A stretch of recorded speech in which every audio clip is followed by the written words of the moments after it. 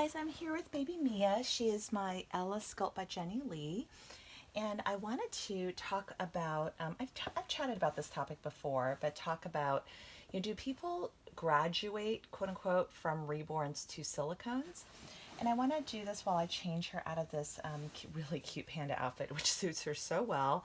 But I want to change her into the very, very first knit outfit that that she was wearing when I adopted her from the Rose Doll Show a couple years ago. So this is this beautiful knit.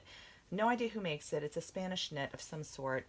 This is the outfit that she came with. So I'm going to go ahead and put her in this outfit again.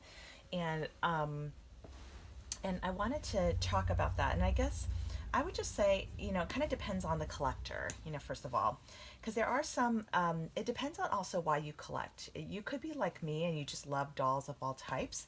So for me, I don't feel like I ever graduate past a certain type of doll. So for example, once I discovered silicones, oh, actually, you know what? I'm going to take that back because there was a period of time in my collecting where maybe that was a little bit true. So I'll talk to you a little bit about my own collecting journey. So I discovered this hobby about a little over 10 years ago, and I bought my first reborns all from eBay. Like I bid, I bid and won them, and they were from different levels of artists. One of them was a Helen Jalen baby, and anyway, there were quite a few other reborns as well that I purchased. So I think my collection got up to about 5. And then, I had Andrea Arcello, I had her do portrait babies of my daughter Audrey. So there were the Silicone twins, Emery May and Melina, who came out. And actually, by the time they were released, I think it was like 2014. So Audrey was already 3. And then by then, my son Ethan was a baby. So anyway, but when I remembered once I got those babies, I was just so over the moon with them. I felt like I did not need any other babies in my collection, and I was just no longer interested in my reborns that I had before. So I at that point, sold or got rid of all of my reborns, and I only had those 2 silicone babies for a while. And at that point, I just wasn't really a very active collector. I was just busy being a new mom and just wasn't into the hobby very much at that point. But I just felt like, okay, I felt very content. I was like, I had like my 2 perfect baby dolls. And then fast forward a few years, and now my kids are both getting bigger, and that's kind of when I just like fell head over heels in love with this hobby again. And I started, and I bought like 1 reborn, and then it skyrocketed from there. So I never like lost that love of dolls, and I actually really missed that very first reborn that I had. And oh my gosh, look at Mia! Oh my goodness, this baby! Oh, she's like the best. um, oh, she like melts me. I just like love holding her. She's just like the most perfect baby. So so I got back into the hobby like full force, and a lot of you guys can relate to this, but I started buying reborn after reborn after reborn. I started buying silicone, and I was just buying everything, guys, at that point. And it wasn't, so just because I had like nice silicone babies though, it never like it wasn't like that quenched my thirst where I just didn't want reborns anymore. But I do know that that is the case for a lot of you collectors out there, where once you discovered silicone, or maybe it's like some like your ideal medium, you're just like no longer interested in reborns anymore. There are some collectors for whom that is the case, and I do know quite a few. Um, and so, but I'm curious, like, what you all think. Like, do you collect both? Did you kind of like graduate from one medium to the other? And it doesn't have to be from reborn to silicone. It can also be from manufactured doll to reborn, for example. Like after you got reborns, maybe you used to collect Ashton Drake in Paradise Galleries, and I still have those babies too, by the way. So that's the problem with me. I like don't outgrow any of the mediums, and so I still end up collecting everything.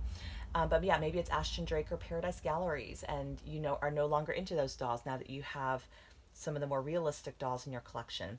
Again, it depends on why you collect, and I think that's very complex for everybody, and it's different for everybody because some people just enjoy dolls, and if it's a doll that they like I still buy like child's dolls, for example, like these Disney princesses and things like that, just because I like them. It's not about, for me, like, okay, once I've had, like this to me is like, this is one of my most high-end beautiful babies and most expensive dolls in my collection. But just because I have her, or I have baby Lynn, um, I will say, I probably am slowing down on collecting silicone. But I wouldn't rule it out. Like, I wouldn't say I would like never collect another silicone baby ever. So I did want to just kind of mention that. But yeah,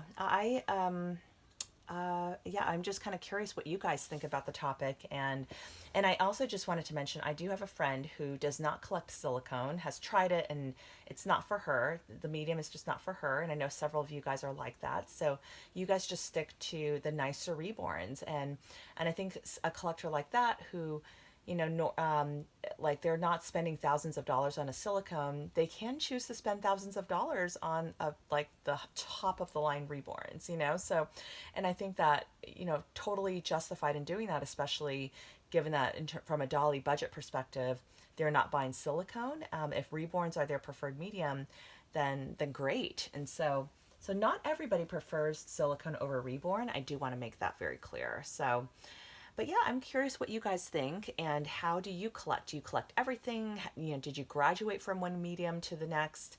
Um, how do you sort of also just exercise self-control with your nursery, and how do you keep the collecting number sort of reasonable? So anyway, that's all I wanted to share for today. And thank you guys so much for just all the encouraging notes about my job change. And I'm right now, as I'm filming this video, I'm still kind of in the transition period in between jobs, but I feel a lot of peace about the decision. The new company has been very welcoming. They've already reached out. They seem very organized about my training and onboarding. So I'm really, really excited. I think it's going to be awesome. So I do miss my old company, though, for sure. I miss the people. They were like my family. So it was very, very emotional leaving. But I'm doing a lot better. Like, I'm feeling good about the decision. I'm feeling good about how I left things on really good terms. And at this point, no regrets. Like, I really am excited to move forward and open this next chapter of my life. So I'm going to leave on a cruise tomorrow, and I'm taking my mom with me, and it's just going to be the two of us for a week. So I'm just looking forward to just relaxing and some pampering. I've actually, the last couple of days, I got my nails done. I don't know if you guys noticed, I got my nails done, mani-pedi, got a massage today, got my hair done. So I'm just like kind of getting all dolled up and, living my best life before I start my new job. So and just please continue to just keep my hubby and the kids in your prayers. He's still having just a very hard time. I am really worried about leaving him for a week, but my mother-in-law will be coming to help out for the week, so that's really good. But I know, it's the kids have been sort of extra challenging lately, so just continue to keep them in your prayers if you could. And yeah, that's all I wanted to chat about today. So I will have Mia's going to say bye to y'all, and we will see you on the next video. Bye, guys.